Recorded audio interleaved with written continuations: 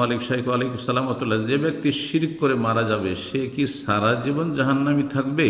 হ্যাঁ, যে ব্যক্তি শিরক করে বা বড় কুফরি করে, বড় কুফরি করে মারা যাবে আর তার তওবা প্রমাণিত নয়, তাহলে সেই ব্যক্তি স্থায়ী জাহান্নামী। তবে শেষখানে সে তওবা করেছে কিনা আমাদের জানা নেই, সুতরাং আল্লাহ রাব্বুল আলামিন তার সাথে মুআমালা করবেন। কিন্তু আমরা বাহ্যিক দেখব যে তওবা তার কাছ থেকে কখনো জানতে পারিনি বা শুনিনি। জি, শুধু কালেমা পাঠ করা যথেষ্ট নয়, বড় বড় শিরকি আকীদা, মাজারি আকীদা আর শেষখানে তলকিন করালেন লা ইলাহা ইল্লাল্লাহ, লা ইলাহা ইল্লাল্লাহ যথেষ্ট নয়, যতক্ষণ অন্তরের পরিবর্তন না হবে। স্থায়ী জাহান্নামী হবে, কোনোদিনও সে জান্নাতে যেতে পারবে না। হ্যাঁ, ওয়াইন সাল্লাহ সামা, যতই সালাত সিয়াম হজ যাকাত থাকে না কেন, যদি শেকড় না থাকে ইসলামের, তাহলে এইসব কাণ্ড আর ডালপালা আর গাছের লতাপাতা কোনো কাজে আসবে না।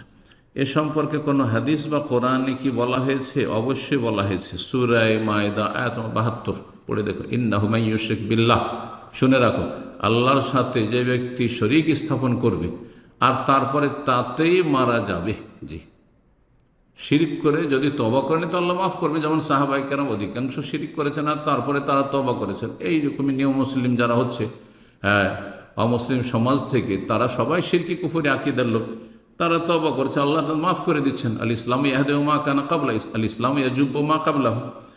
কিন্তু ইন্নাহু মান ইউশরিক বিল্লাহ ওয়া মাতা আলা যালিক, শিরক করলো আল্লাহর সাথে আর শিরকি আকীদা রাখলো, অথবা শিরকি বড় শিরকি কুফরি কথা বললো, আল্লাহ চরণের কাছে ইয়া গৌস মাদাদ, ইয়া খাজা মাদাদ, ইয়া আলী, ইয়া হুসেন করলো, আর তার উপরে এই শিরকি আকীদা নিয়ে মরলো বা আমল নিয়ে মরলো, তাহলে ফাকাদ হারামাল্লাহু আলাইহিল জান্নাহ, তার জন্য আল্লাহ জান্নাত হারাম করেছেন। ওয়া মাওয়াহুন নার, তার বাসস্থান হচ্ছে জাহান্নাম। ওয়া মা লিয-যালিমিনা মিন আনসার, আর এরা হচ্ছে এমন জালেমের জালেম, বড় জালেম, কারণ শিরক হচ্ছে ইন্না শিরকা লাযুলমুন আযীম, তাদের কোনো সাহায্যকারী নেই, অর্থাৎ সুপারিশকারী নেই যে সুপারিশ দিয়ে তারা পার হয়ে যাবে বা নাজাত পাবে, জাহান্নাম থেকে বেরিয়ে আসবে। ফামা তানফাহুম শাফাআতুশ শাফিঈন, সূরাতুল মুদ্দাসির আল্লাহ বলছেন, এইরকম যারা বড় কাফের মুশরিক হয়ে মারা গেছে, সে নাস্তিক হোক আর বহুত্ববাদী মুশরিক হোক, মূর্তি পূজক হোক অথবা মাজার পূজারী হোক, শিরকি আকীদা আমল যাদের আছে আর তা নিয়েই দুনিয়া থেকে চলে গেছে, তাদের কোনো সুপারিশ কাজে আসবে না।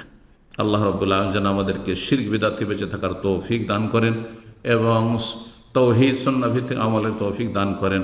ওয়া সাল্লাল্লাহু সাল্লাম আলা নবিয়িনা মুহাম্মদ ওয়া আলা আলিহি ওয়া সাহবিহি আজমাইন।